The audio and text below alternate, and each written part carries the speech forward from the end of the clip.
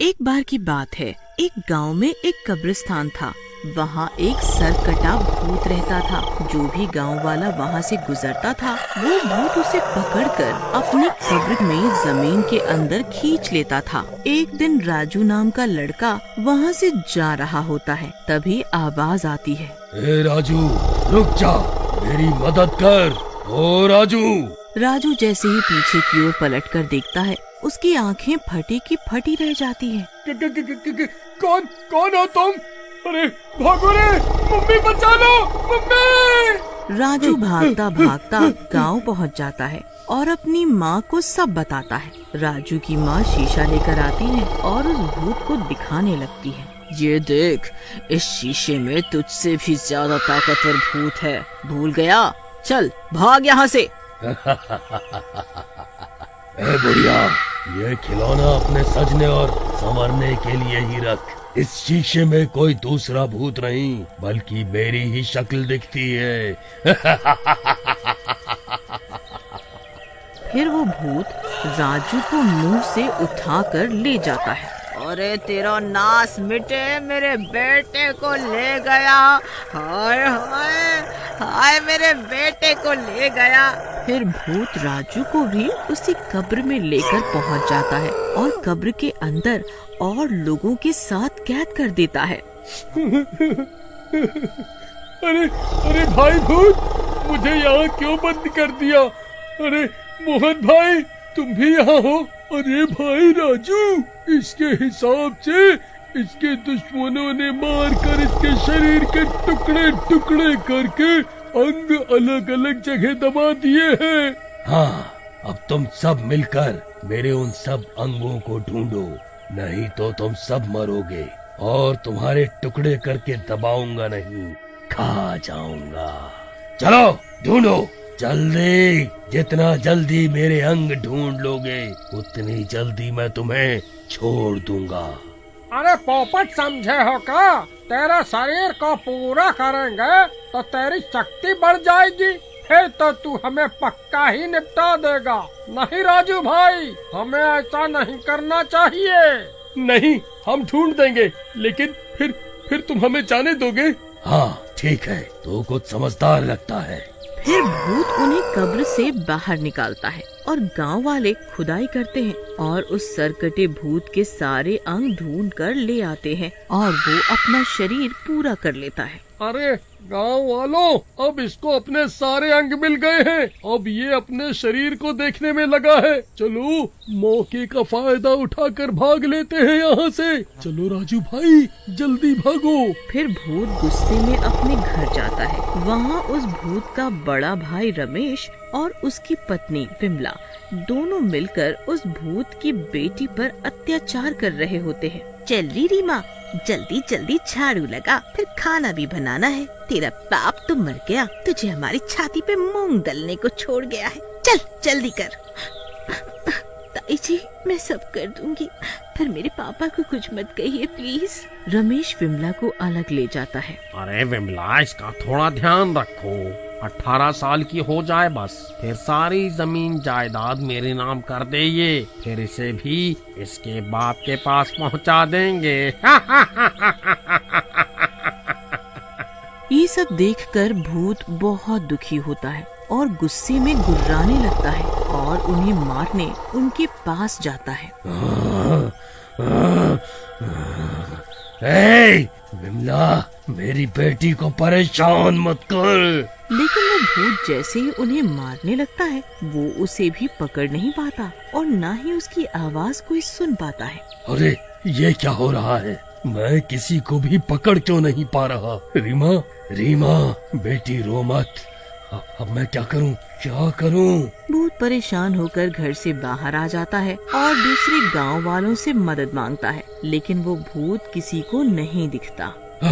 अब मैं कैसे अपनी बेटी को अपने बड़े भाई के चुंगल से बचाऊं? तभी वहाँ राजू आ जाता है। रीमा, आज पढ़ने नहीं चलना है क्या? क्या हुआ? तुम रो क्यों रही हो? मैं तुम्हारा दोस्त हूँ ना, तुम मुझे तो बताओ। कुछ नहीं, बस पापा की याद आ रही थी। लेकिन तुम्हारे पापा कहाँ हैं? पता नहीं एक दिन रोज की तरह खेती करने निकले थे और वापस ही नहीं आए। उस दिन से मैं उनका इंतजार कर रही हूँ। ताऊ जी कहते हैं कि अब वो कभी नहीं आएंगे। तुम चुप हो जाओ, रो मत। तुम्हें कोई भी जरूरत हो तो मैं हूँ तुम्हारे साथ हमेशा। भूत वहाँ खड़ा सब देख रहा होता है। राजू जैसे ही वहाँ से निकलता है, भूत भी उसका पीछा करने लगता है और राजू के घर तक पहुँच जाता है। राजू, सुनो राजू। राजू पलटकर देखता है तो उसे वही भूत दिखता है। अरे मर गया रे। अरे भूत जी, आप यहाँ कैसे आ गए फिर से? अब तो मैंने सब गांव वालों को मना कर आपके शरीर को पूरा करवा दिया। अब तो मेरा पीछा छोड़ दो। भूत खुश होकर, क्या कहा राजू? तुम मुझे देख सकते हो? अरे देख सकता हूँ मतलब? आपको देख रहा हूँ तभी तो डर रहा हूँ ना। मुझे नहीं पता था भूत भी मजाक करते हैं। मुझे जाने दो भूत जी प्लीज। राजू भागने लगता है, तभी भूत उसका हाथ पकड़ लेता है। अरे छोड़ दो मम्मी, मम्मी बचा लो मम्मी। तभी राजू की माँ राजू की आवाज सुनकर घर से बाहर आकर देखती है। अरे क्या हो गया? क्यों चिल्ला रहा है? अरे माँ, ये भूत देखो फिर से आ गया। मुझे छुड़वाओ इससे। है भूत? है? कहाँ है भूत? अरे बावला हो गया है क्या? मुझे बाजार जाना है, तंग मत कर। ऐसा बोलकर राजू की माँ चली जाती है। मजा आ गया। क्या मजा आ गया? एहसान फरामोश भूत हो तुम। मैं तुम्हारे कितना काम आया, तुम क्यों मेरे पीछे पड़े हो? राजू, मेरी बात सुनो। मैं तुम्हें कोई नुकसान पहुंचाने नहीं आया हूँ। राजू सुनता नहीं और भागकर अपने घर का दरवाजा बंद कर लेता है और बिस्तर पर बैठ जाता है। आलतू जलाल तू आई बला को टाल तू, आलतू जलाल तू आई बला को टाल तू। अरे कहाँ फंस गया? तुम अंदर कैसे आ गए? दरवाजा तो बंद है। मुझे कोई दीवार, कोई खिड़की नहीं रोक सकती। एक बार मेरी बात सुन लो। अरे मैं ही क्यों सुनूं? तुम किसी और को जाकर सुनाओ ना यार। क्योंकि सिर्फ तुम ही मुझे देख पा रहे हो। मेरी मदद करो, नहीं तो मेरी बेटी को मेरा बड़ा भाई मार देगा, जो तुम्हारी सहेली भी है। रीमा, तुम्हारी दोस्त मेरी ही बेटी है। क्या बकते हो? अरे बेवकूफ समझा है क्या? हाँ, सच में मेरे भाई ने जमीन जायदाद के लालच में मुझे मार दिया था और मेरे टुकड़े टुकड़े करके दफना दिया था।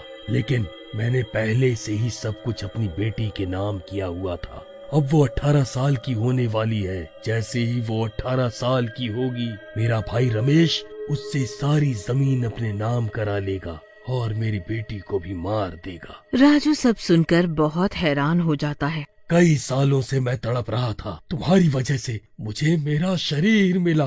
तुमने ही गांव वालों को राजी किया था, इसलिए ही शायद मैं तुम्हें दिख रहा हूँ। अब सिर्फ तुम ही मेरी मदद कर सकते हो मेरी बेटी को बचाने में। मुझे तुम्हारा शरीर चाहिए थोड़ी देर के लिए, प्लीज। तो ये बात है। ठीक है, मैं आपकी मदद जरूर करूँगा। अरे राजू, तू फिर आ गया। तुझे मना किया ना, रीमा से नहीं मिलेगा तू। चल जा। आ जाता है मुंह उठा के बार बार। ऐसा कह के रमेश राजू को धक्का दे देता है। तभी राजू के अंदर भूत घुस जाता है। राजू का रंग नीला हो जाता है और आंखें लाल हो जाती है। रमेश, तूने मुझे मार दिया पैसों के लालच में। अब तू नहीं बचेगा। तुम कौन हो भाई? मैं पहचाना नहीं? मैं तेरा छोटा भाई, जिसे तूने मार दिया। नहीं भाई, मुझे छोड़ दे। वो तो मैंने इस करमजली विमला के कहने पर तुझे मारा था भाई। यही मुझे पट्टी पड़ाती थी। इसे पकड़ ले, मुझे छोड़ दे, इसे पकड़ ले। वाह रे वाह! अरे नास मिटे, मरने के टाइम पे मुझे फंसा रहा है। देवर जी, मैं आपकी बेटी को बहुत प्यार से रखती थी। इस नाकारा ने ही मुझे रानियों के सपने दिखाए थे, पर उनकी बातों का भूत पर कोई असर नहीं होता और वो उन दोनों को मार देता है। ये सब क्या हो रहा है? राजू, तुम्हारे अंदर सच में पापा है क्या? हाँ बेटी, मैं हूँ राजू के शरीर में। अब सब ठीक हो गया। तुम हमेशा राजू के साथ रहना, ये अच्छा इंसान है। इतना बोलकर भूत राजू का शरीर छोड़कर मुक्त हो जाता है।